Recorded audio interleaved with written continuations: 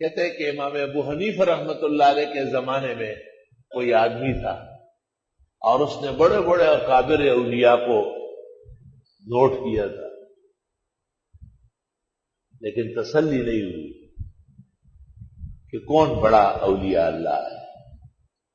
امام ابو حنیفہ کا یہ طریق تھا زندگی بھر کہ رات بھر وہ شب بیدار رہتے تھے اور فجر کی نماز کے بعد درس شروع کرتے تھے، ظہر کی اذان تک ختم کر لیتے تھے، ظہر سے عصر تک آرام کا وقت ہوتا ہے۔ اس نے سب معلوم کیا۔ ظہر کے مثلا 1 گھنٹے کے بعد جب حضرت گہری نیند سوئے تو یہ آیا اور جگایا، جی مسئلہ پوچھنا ہے۔ اچھا جی پوچھئے، کیا پوچھنا ہے؟ اور بھول گیا جی، بالکل یاد ہی نہیں رہا۔ اچھا کوئی بات نہیں، امام صاحب پھر سو گئے۔ جب یقین ہو گیا کہ سو گئے، پھر جی یہ مسئلہ یاد آ گیا، بتائے، پھر بھول گیا جی۔ اچھی طرح تنگ کیا، پریشان کیا، اخیر میں کہا ہاں یاد آ گیا، انسانی غلاظت یہ میٹھا ہے یا پھیکا ہے؟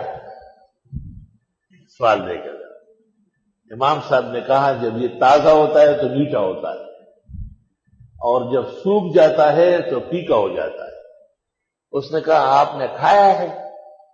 حضرت نے کہا نہیں، کھانے کی ضرورت نہیں ہے، عقل سلیم فیصلہ کرتی ہے جب یہ تازہ ہوتا ہے تو اس پر مکھیاں بیٹھتی ہے، مکھیاں میٹھی چیز پر بیٹھتی ہے، جب یہ سوکھ جاتا ہے تو نہیں بیٹھتی ہے۔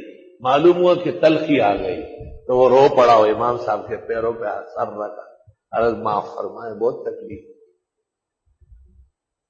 باقی روئے زمین پر ابو حنیفہ جیسے کوئی نہیں، اتنے بڑے امام، امت مسلمہ کا فقیہ علی الاطلاق۔ امت نے کوئی خیرات و صدقے میں امام اعظم نہیں کہا ہے ان کو، کوئی وجہ تھی جو کہتے ہیں استادوں نے ان کو کہا ہے۔ ان کے استاد امام اعمش سلیمان بن مہران، ان کے ہاں چوری ہو گئی۔ بزرگ آدمی تھے لیکن اللہ نے مال و دولت دی تھی، چوروں کو پتہ چل جاتا ہے، اتر آئے ان کے گھر میں، تمام قیمتی چیزیں اٹھا دی۔ امام صاحب بیٹھے ہوئے دیکھ رہے، کہ جی آپ نے پہچان لیا، بتاؤ گے پولیس کو؟ کہا نہیں بتاؤ گے۔ آپ ایسا کریں کہ آپ کہیں کہ اگر میں نے کسی کو کہا نا کہ یہ میرے چور ہے تو آپ کی بیوی کو 3 طلاق۔ اس زمانے کے چور کو بھی پتہ تھا کہ 3 طلاق کے بعد کوئی گنجائش نہیں، اس زمانے کے غیر مخلد کو پتہ نہیں ہے۔ ان کا علم چور کے برابر بھی نہیں ہے، یہ حدیثوں کے چور ہے نا۔ چور چلے گئے، سامان لے گئے۔ صبح ہوئی، لوگوں کو پتہ چلا امام اعمش سلیمان بن مہران کے گھر ڈکیتی ہو گئی۔ امام صاحب رحمت اللہ علیہ بھی تشریف لائے، استاذ تھے ان کو، بہت زبردست استاذ۔ کہا حضرت پتہ چلا ہے؟ فرمایا بول نہیں سکتا۔ اب بولنے کی ضرورت ہی نہیں ہے، پہچانتے ہو؟ کہا بالکل۔ اب بولنے کی کیا حاجت، بغیر بولے پکڑواؤں گا۔ کوٹوال کو بلایا، اس زمانے میں تھاندار کو کوٹوال کہتے تھے، اور اس کو کہا ایک کرسی پر تم بیٹھو، دوسری کرسی پر حضرت کو بٹھاؤ۔ علاقے کے جتنے اوباش ہوتے ہیں نا، چوریاں ڈکیتیاں، تھاندار کو سب پتہ ہوتا ہے۔ لا الہ الا اللہ۔ چنانچہ یہی ہوا، جتنے لوگ آتے تھے امام اعمش کہتے تھے یہ میرے چور نہیں ہے، انہوں نے میری کوئی چوری نہیں کی، لیکن حضرت کو سمجھایا کہ وہ جو اصل بدعتی آ جائے نا تو آپ خاموش ہو جائے، اور تھاندار کو کہا جب یہ خاموش ہو جائے پکڑو۔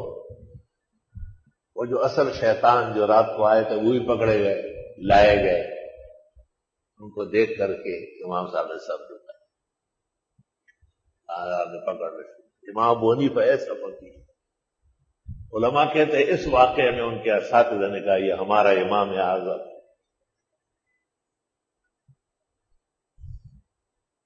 ایک آدمی کی بیوی نے انکار کر لیا، کوئی اچھے خوبصورت مستنڈے کو دیکھا تو وہ غریب بیچارے کو چھوڑنا شروع کر دیا کہ میں جانتی رہی یہ کون ہے، اور ایک اور کے ساتھ جو ہے نا داری باری کر لی۔ قاضی بہت پریشان ہو گیا، امیر البلد ہے کہ پشیمان وقوف آ گیا۔ اس شخص کو کہا گواہ ہے شادی کے، اس نے کہا میں کسی اور ملک کا آدمی ہوں، شادی کر کے یہاں کام کے لیے آیا ہوں، میں یہاں گواہوں کو کہاں سے لاتا۔ اب قاضی القضات کے پاس کوئی صورت نہیں ہے سلجھانے کی، دونوں مل کر کے امام ابو حنیفہ کے پاس آئے۔ حضرت حیات، آپ نے کہا اس شخص کو بلاؤ۔ کہا کوئی انسان گواہ ہے؟ کہا ہے لیکن بہت دور ہے، جانے میں مہینے لگیں گے۔ کہا کوئی حیوان ہے؟ کہاں ہمارے گھر میں کتا ہوتا تھا۔ کہا تجھے اور اس کو دیکھا ہے؟ کہا دیکھا ہے۔ کہا کتے کو لاؤ، اور باندھا راستے میں پلر کے ساتھ، اور اس عورت کو 20-30 عورتوں میں برقع اڑایا اور کہا ہر عورت اس کتے کے پاس آ کے منہ دکھائے۔ تو جو عورت آتی ہے اجنبی کتا بھونکتا تھا نا، لیکن وہ جو اصلی عورت آئی کتے نے دو ملانا شروع کر دیا۔ بادشاہ، امیر البلد اور قاضی القضات سب حضرت کا شکریہ ادا کرنے لگے، پتہ چل گیا، اور اس نے اعتراف بھی کیا۔ اللہ تعالیٰ نے امام ابو حنیفہ رحمۃ اللہ علیہ کو ایسی شان و شوکت عطا فرمائی ہے۔ ان کے شاگرد ابن المبارک نے یہ شعر کہا ہے نا، حسد الفتى اذ لم ينالوا فضله والناس اعداء لما جهلوا۔ ہمارے استاد بہادر جیسے علم کسی کا نہیں ہے، اس لیے لوگ حسد کرتے ہیں۔ جو چیز لوگوں کے پاس نہیں ہوتی جہالت کی وجہ سے حسد کرتے ہیں۔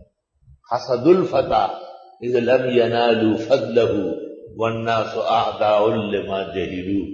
حضرت اقدس امام ابو حنیفہ کے احوال پر چند مفید کتابیں۔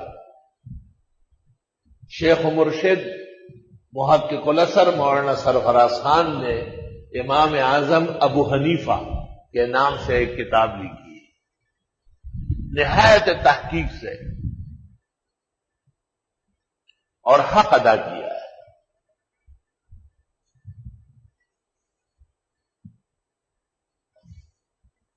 ان سے پہلے ابن حجر ہیثمی نے الخیرات الحسان فی مناقب ابی حنیفہ النعمان، جلال الدین سیوطی نے تبییض الصحیفہ فی مناقب ابی حنیفہ، اور سینکڑوں بزرگوں نے اردو، فارسی، عربی مختلف زبانوں میں لکھی۔ لیکن دنیا میں جو اہم مہم کتاب امام اعظم پر موفق الدین کردی نے لکھی ہے۔ کردستان ایک جگہ ہے عراق کے اخیر میں جا کے، اور ایران کے ساتھ اس کے سرحدات لگ رہے ہیں۔ وہاں کے رہنے والے کو کردی یا کردی کہتے ہیں، کردستان۔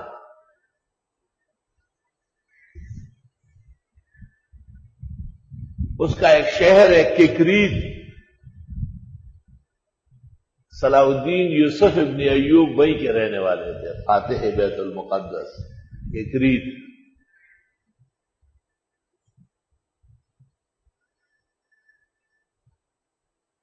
اس نے 2 جلدوں میں مناقب ابی حنیفہ لکھی ہے، کوئٹہ سے شائع ہو گئی، پہلے نایاب ہو گئی تھی۔ بہت اعلیٰ و ارفع کتاب ہے، ایک غیرتی حنفی کو یاد کرنا چاہیے۔ عجائب و غرائب علوم اور مناقب اور بزرگیاں اور تفقہات اس میں جمع ہے۔ مناقب ابی حنیفہ لموفق الدین کردی۔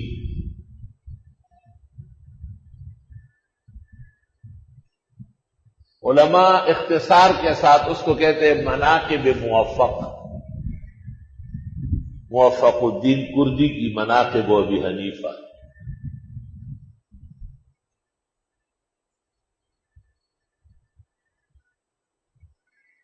اکثر شوافی نے کتابیں لکھی، عجیب بات۔